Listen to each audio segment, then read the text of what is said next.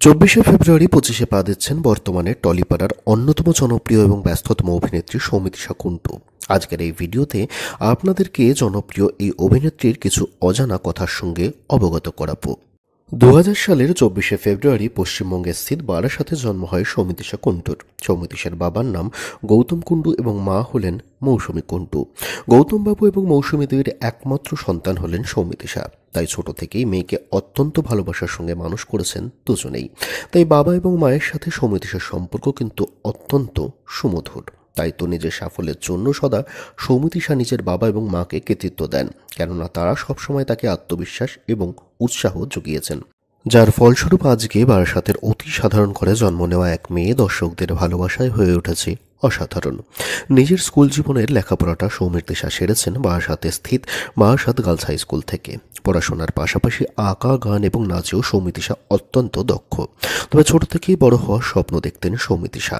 তিনি জানতেন তাকে বড় হয়ে দেখাতে হবে, তাই তো খুব ছোট থেকে বড় হওয়ার উড়ানটা তিনি শুরু করে দিয়েছিলেন। স্কুলের পাঠ চুকিয়ে কলকাতায় সৌমিত্রিষা আসেন নাচের জন্য এবং নাচের পাশাপাশি সে শুরু করে দেন মডেলিংও। স্কুল শেষে কলেজের পাঠ সম্পন্ন করতে ভর্তি হয়েছিলেন তিনি সেন্ট পলস ক্যাথিড্রাল মিশন কলেজে। কিন্তু পড়াশোনা এবং অভিনয় দুটো একবারে চালানোটা তার পক্ষে একটা সময় অসম্ভব হয়ে উঠেছিল। তাই তো সে কলেজ থেকে ড্রপ আউট হন, অর্থাৎ বন্ধ করে দেন কলেজের পাঠ, যাতে সে পুরোপুরিভাবে মনোনিবেশ করতে পারেন তৎক্ষণাৎ সময়ে অভিনয়ে। যদিও পরবর্তী সময়কালে সে Indira Gandhi National Open University থেকে ইংরাজি সাহিত্য নিয়ে কলেজের পাঠ শেষ করেছিলেন। সৌমিত্রিষার দীর্ঘদিনের পরিশ্রম সফল হয়। অবশেষে সৌমিত্রিষার পরিশ্রম সফল হয় 2016 সালে মাত্র 16 বছর বয়সেই কালার্স বাংলার এ আমার গুরু দক্ষিণা ধারাবাহিকের মাধ্যমে অভিনয় হাতেখড়ি হয় সৌমিত্রিষার। ইতিবাচক চরিত্রে অভিনয় করে দর্শক মনে জায়গা করে নেওয়া সৌমিত্রিষা কিন্তু অভিনয়ের জার্নিটা বা অভিনয়ের যাত্রাটা শুরু করেছিলেন নেতিবাচক চরিত্রের দ্বারা। হ্যাঁ, নিজের অভিনয়ের শুরুটা নেগেটিভ চরিত্রের দ্বারাই শুরু করেছিলেন সৌমিত্রিষা কুন্ডু। এ আমার গুরু দক্ষিণার পর সৌমিত্রিষাকে দেখা যায় জয়কালী কলকাতাওয়ালি, গোপাল ভাঁড়, অলৌকিক না লৌকিকতে কাজ করতে, কিন্তু কিছুতেই দর্শক মনে দাগ কাটতে সক্ষম হচ্ছিলেন না সৌমিত্রিষা। অবশেষে 2019-তে সান বাংলার কোনে বউ ধারাবাহিকের মাধ্যমে দর্শকের নজরে আসেন সৌমিত্রিষা। সৌমিত্রিষার জীবনে মিঠাইয়ের থেকেও বেশি গুরুত্বপূর্ণ ভূমিকা পালন করেছে এই ধারাবাহিকটি, কেননা কোনে বউ সিরিয়ালের জন্যই সৌমিত্রিষার জীবনে মিঠাই ধারাবাহিক আসে। কোনে বউ দর্শকদের সাথে পরিচিতি করাই সৌমিত্রিষাকে, কিন্তু সৌমিত্রিষাকে আজকে সৌমিত্রিষা করেছে 2021 সালে জি বাংলার পর্দায় আসা মিঠাই ধারাবাহিকটি, যার পর আর পিছনে ফিরে তাকাতে হয়নি তাকে। মিঠাইয়ের অসীম সাফল্যের পর অভিনেত্রীর কাছে অফার আসে বড় পর্দায় কাজ করবার। জিৎ এবং দেব দুই সুপারস্টারই নিজেদের ফিল্মে কাজ করাতে চেয়েছিলেন সৌমিত্রিষাকে, তবে শেষমেশ সৌমিত্রিষা দেবের সাথে কাজ করবার সিদ্ধান্ত নেয় এবং তার সেই সিদ্ধান্ত সঠিক প্রমাণিত হয়। 2023 সালে দেবের বিপরীতে প্রধান ফিল্মের মাধ্যমে বড় পর্দায় ডেবিউ করেন বা অভিষেক করেন সৌমিত্রিষা। ডেবিউ ফিল্মও কিন্তু ব্যবসায়িকভাবে সফল হয় সৌমিত্রিষার, অর্থাৎ প্রধান ফিল্ম কিন্তু বক্স অফিসে সুপারহিট হয়।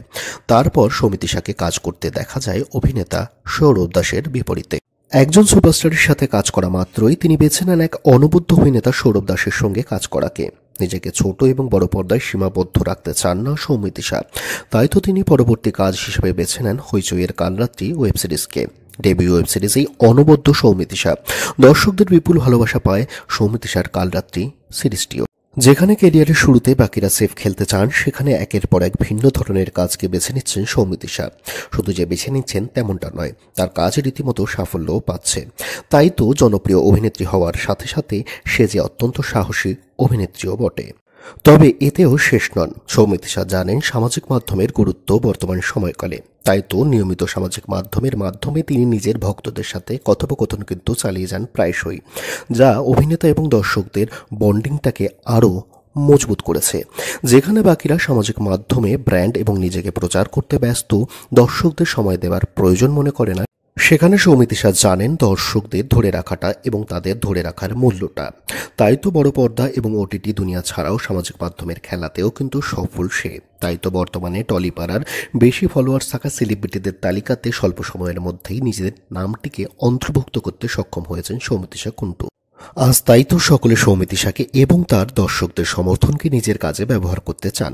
আর আপনারা অনেকেই জানলে অবাক হবেন যে বিগ বসের মতো সর্বভারতীয় স্তরে এত বড় জনপ্রিয় শো থেকেও ডাক পেয়েছিলেন সৌমিত্রিষা। তবে অন্য কাজের কথা আগে থেকে দিয়ে থাকায় সে অফারকে তিনি প্রত্যাখ্যান করেছিলেন সেই মুহূর্তে। যা বোঝায় কাজ এবং কথা দুই রাখতে জানেন সে। ব্যক্তিগত জীবন নিয়ে বরাবর চর্চায় থেকেছেন সৌমিত্রিষা। তার সঙ্গে আদ্রিতের প্রেম চর্চার গুঞ্জন কারো শোনা নেই এমন হতে পারে না। তবে এক সাক্ষাৎকারে কিন্তু আদ্রিতের সঙ্গে প্রেমের গুঞ্জনকে নস্যাৎ করেছেন স্বয়ং সৌমিত্রিষা। আদ্রিত ছাড়াও তার নাম জোড়া হয় অভিনেতা রিয়াজের সাথে।